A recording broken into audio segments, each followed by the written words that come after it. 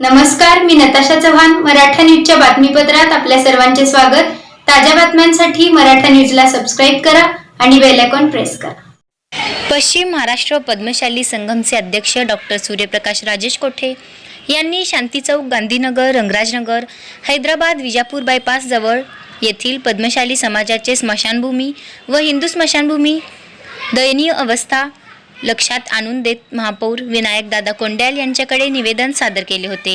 या निवेदनाची तात्काळ दखल घेत महापौर विनायक कोंडाल यांनी आज पद्मशाली समाजाचे स्मशानभूमी व हिंदू स्मशानभूमी तसेच जडेसाम मुस्लिम कब्रस्तान संबंधित ठिकाणी प्रत्यक्ष भेट देऊन पाहणी केली.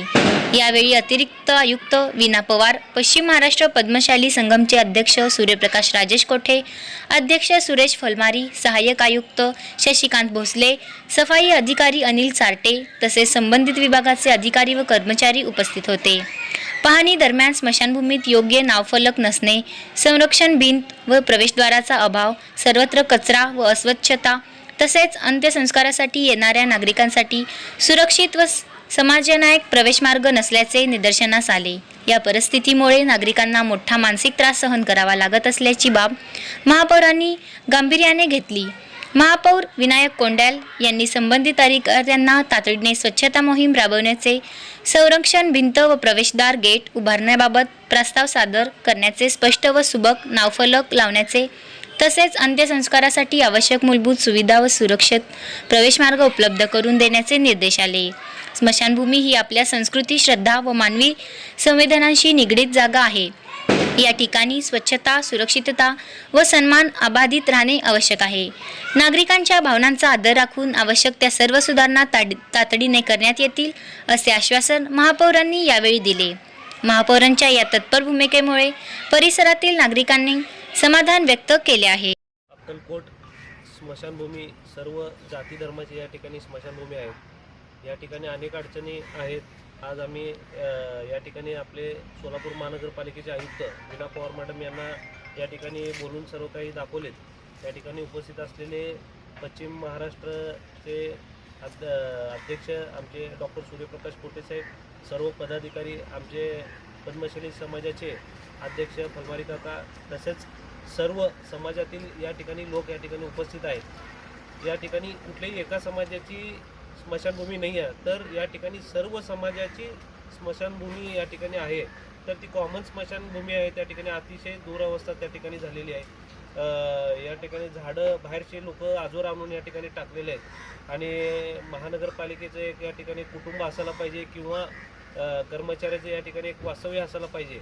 त्या ठिकाणी ते देखील या ठिकाणी नाही. त्यामुळं बाहेरचे लोक आजोरा कधी येऊन टाकतात हे आम्हाला समजत नाही आणि या ठिकाणी घाण वगैरे सगळं घाणीचं साम्राज्य पसरत जातं. झाडं लावायचं आहे. कोण काय कंपनी जर झाडं लावण्यासाठी जर घेत असेल, त्याचं पालनपोषण जर करत असेल तर या ठिकाणी निश्चित आम्ही झाडं लावण्यासाठी आम्ही प्रयत्न करू आणि येणाऱ्या काळामध्ये अजून जास्तीत जास्त स्वच्छता कसं राखता येईल आम्ही या ठिकाणी प्रयत्न करून या ठिकाणी काम करू. आज माननीय महापौर व उपायुक्त पवार मॅडम आणि पद्मशाली समाजाचे अध्यक्ष फलमारी काका, त्याचबरोबर पश्चिम महाराष्ट्र पद्मशाली संघमचे आणि आपल्या सोलापुरातले रहिवासी या बरेचसे लोक आम्ही इथं आज शांती चौक स्मशानभूमी येथे पाहणी करण्यासाठी महापौरांसोबत आणि मॅडमसोबत इथे येऊन त्यांना ह्या स्मशानभूमीचे, सार्वजनिक स्मशानभूमी आहे, तिथले जे आम्ही प्रश्न मांडले होते, जसे रस्ता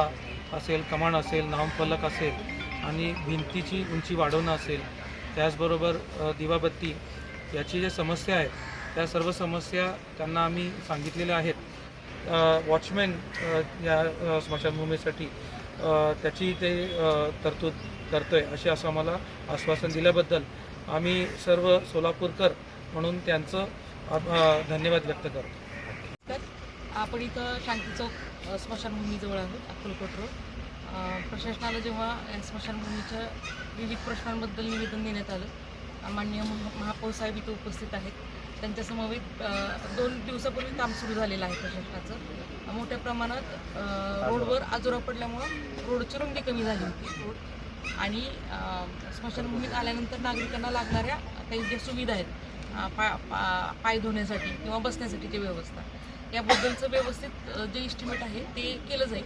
तर अशा प्रकारे आपल्याला निधीची उपलब्धता करून मग ही कामं करून घेता येतील. ते सगळ्या नोंदी घेतलेल्या आहेत आणि टप्प्याटप्प्याने काम पूर्ण करण्याचा पूर्ण प्रयत्न करू.